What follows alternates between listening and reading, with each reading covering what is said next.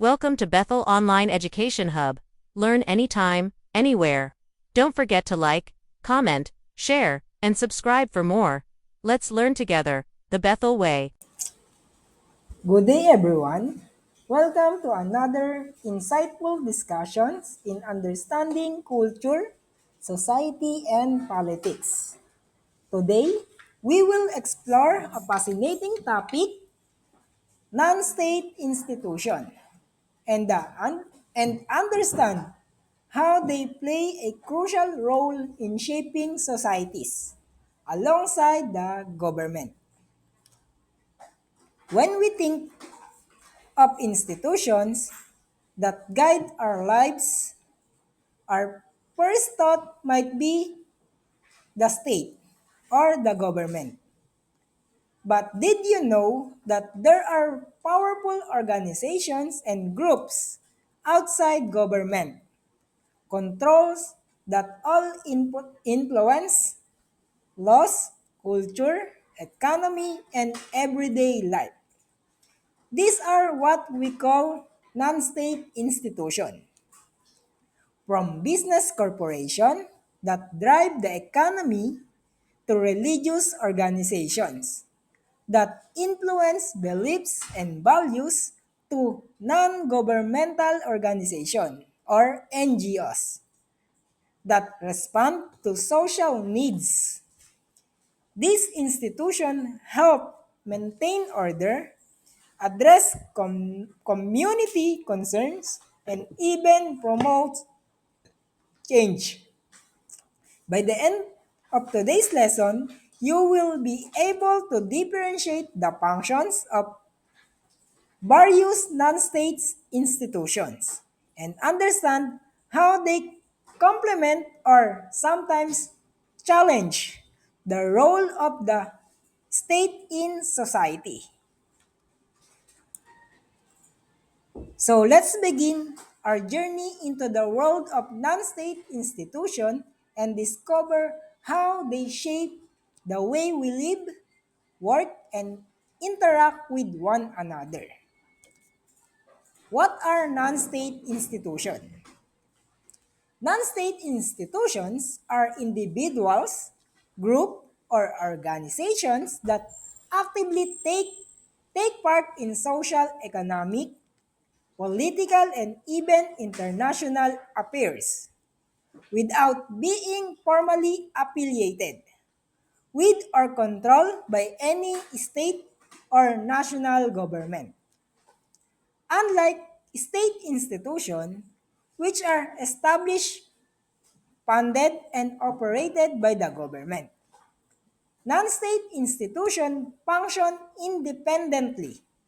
They may still collaborate with government or international bodies, but they are self-governed and guided by their own goals, mission, and values. These can include religious institutions that influence moral beliefs and community values, business corporations that drives trade, industry, and economic development, non-governmental organizations or the NGOs that respond to humanitarian and environmental issues, media organizations that inform and influence public opinion, international advocacy group that push for global causes like human rights, climate action, or fair trade, because they are not bound by political agenda of a single nation. Non-state institutions can operate across borders, promote diverse perspectives, and address issues that require cooperation beyond government limits. In the globalized world, they are important actors in shaping policies, delivering services, and representing the interests of various communities. Let's start with the something we all interact with banks. Banks are financial institutions that provide a wide range of money related services to individuals, businesses, and organizations. One of their primary functions is to lend money to both public and private organizations to support personal needs, business operation, or large project. In addition to lending, banks also accept deposits from customer and keep their money safe, facilitate payment and money transfers, offer saving and investment services, provide financial advice and credit facilities. Banks play a vital role in economy by ensuring that money flows efficiently between servers, borrowers, and investors, thereby promoting economic growth and stability. From small companies to multinational giants, corporation refers to a broad category of non-state organizations that represent a company or group of people legally recognized as a single entity. They are formed to engage in lawful activities, of- often in connection with providing goods or services to the larger society. Corporation has its own legal identity, separate from its owner, meaning it can own property, enter into contracts, sue or be sued, and continue to exist even if ownership change. Corporation can be private, serving specific markets or stakeholders, or public, offering goods and services for the benefits of the wider community.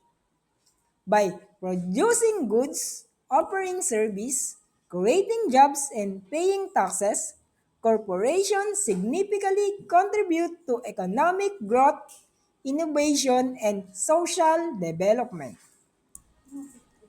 Trade and unions are voluntary associations formed by employees, employers, or independent workers with the primary goal of protecting and promoting their common interests. They serve as collective voice for their members, ensuring fair treatment, safe working conditions, and just compensation. Trade unions often act as, as an instrument of defense against exploitation and maltreatment in the workplace.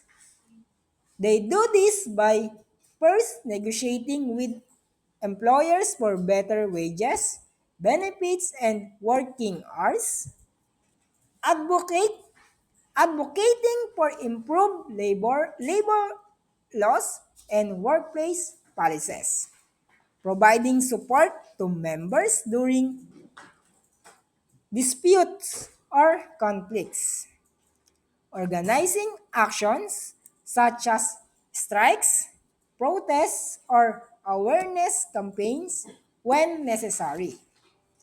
By uniting members under shared goals, trade unions help create a balance of power between workers and employer, ensuring that rights are upheld and voices are heard.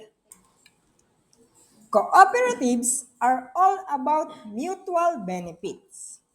They are voluntarily organizations formed by individuals who agree to pool their resources together to run an economic enterprise that serves the shared needs and interests of all members. In cooperative, ownership, control, and benefits are shared equally among members, following the principles of one member, one vote. The main goal is not just to earn profit, but to provide goods, services, or opportunities that meet the members' everyday needs, such as affordable food, credit, housing, or farm supplies. Here are some key characteristics of cooperatives. This includes voluntarily membership. Anyone who shares the cooperative goals can join. Democratic control. Members actively participate in decision making. Equitable sharing of benefits. Profits or savings are distributed fairly among members. Self-help and mutual support. Ba yan? Self-help and mutual support. Members work together for collective benefits.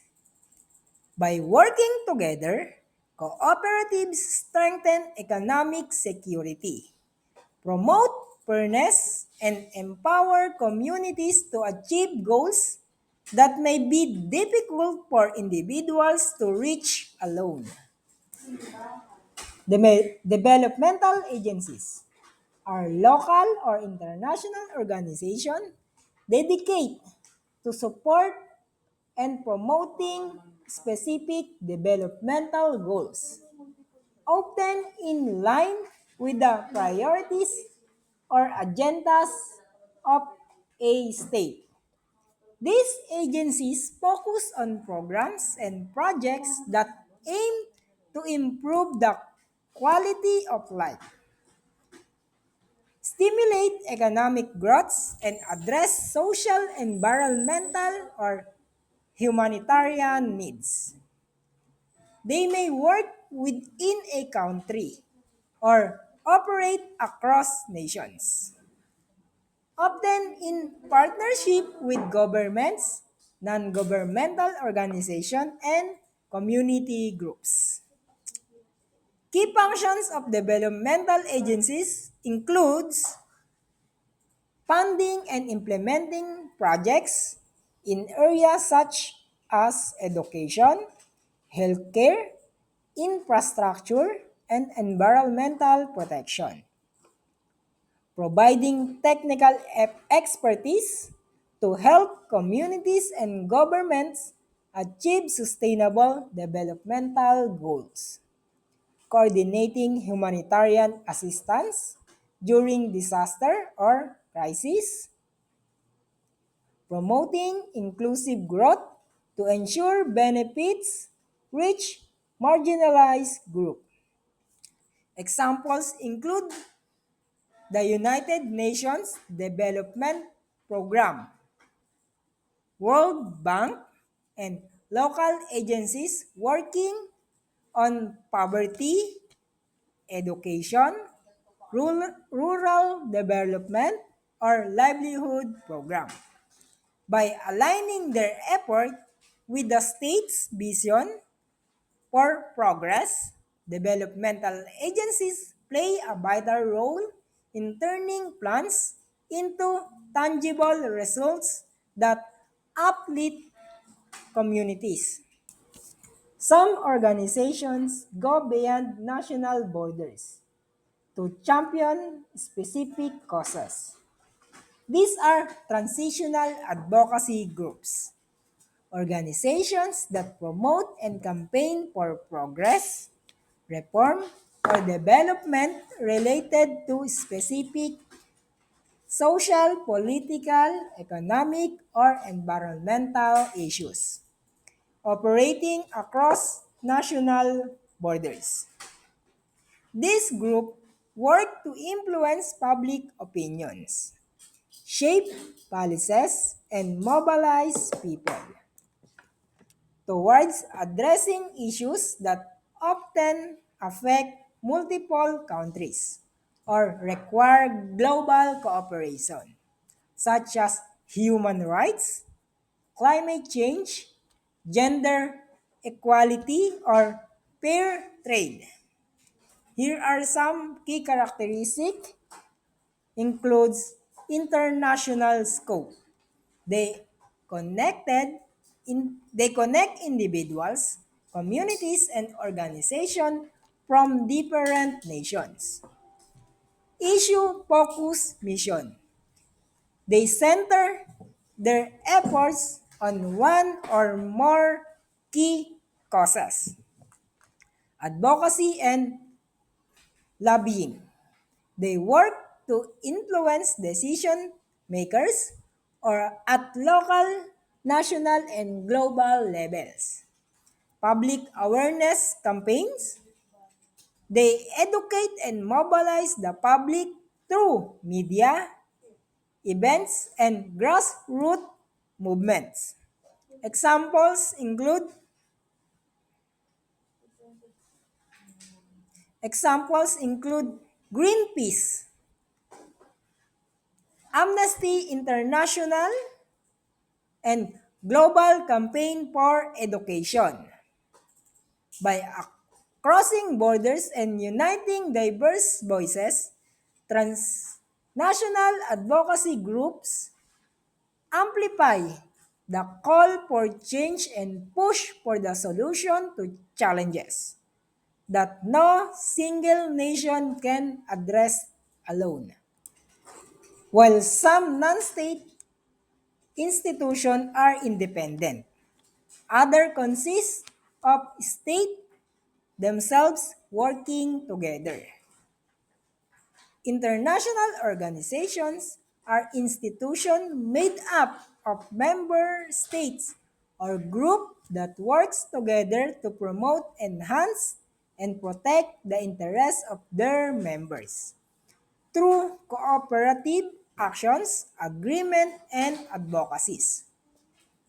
These organizations serve as platforms for countries to discuss global issues, coordinate policies, and implement joint programs that address challenges crossing national borders, such as peace and security, economic development, public health, environmental protection, and human rights. Key functions of international organizations include facilitating cooperation among member states, promoting peace and conflict resolution, encouraging trade and economic growth through agreements and partnerships, coordinating responses to global crises such as pandemic or natural disasters, advancing shared values like democracies, equity, and sustainability. Examples include the United Nations, World Health Organizations, Association of South Asian Nations, and World Trade Organization. By uniting nations under common goals, international organizations help create a more interconnected and cooperative global community. Interrelationship of government and non-state institutions. The government holds the authority to create and enforce law, implementing policies, and regulate various sectors of societies. This reflects how powerful and influential the state institution. B. In shaping the lives of individuals and communities. However, non-state institutions such as corporations, NGOs, cooperatives, media organizations, religious groups, and international agencies also plays vital role in addressing social needs, providing services, and influencing public opinion because they often operate within the same space and serves overlapping communities. Interactions between government and non-state institutions are inventable. When non-state institutions interface or work closely with governing bodies, two possible outcomes can occur. First, integration and cooperation. The government and non-state institutions may collaborate to achieve shared goals such as poverty reduction, economic growth, disaster response, or environmental protection. This partnership can lead to stronger programs, better resources allocation, and more effective solution for societal problems. Examples: government agencies partnering with NGOs to deliver relief goods during national disaster.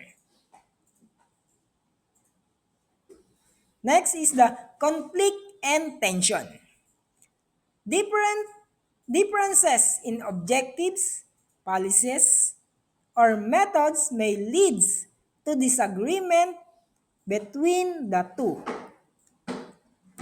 Non-state institutions may criticize or challenge government actions, especially if they believe these go against public interest, human rights, or ethical standards. For example, advocacy group protesting government policies they consider harmful to the government or marginalized sector. In essence, the relationship between government and non-state institution can be either be complementary, working hand in hand toward common objectives, or adversarial, engaging in debates and oppositions. But dynamics are part of the healthy and functioning democratic society as they ensure checks and balance in governance. Non-state institutions may not hold the formal authority of the state, but their influence is undeniable. They shape economies, de- defend rights, drive development, and connect people across borders. By understanding how these institutions work and how they interact with the government, we gain a clear picture of how society functions as a whole. In the end, both state and non-state actors are essential partners in building a just, prosperous, and sustainable world. Thank you for joining me and see you on another learning journey.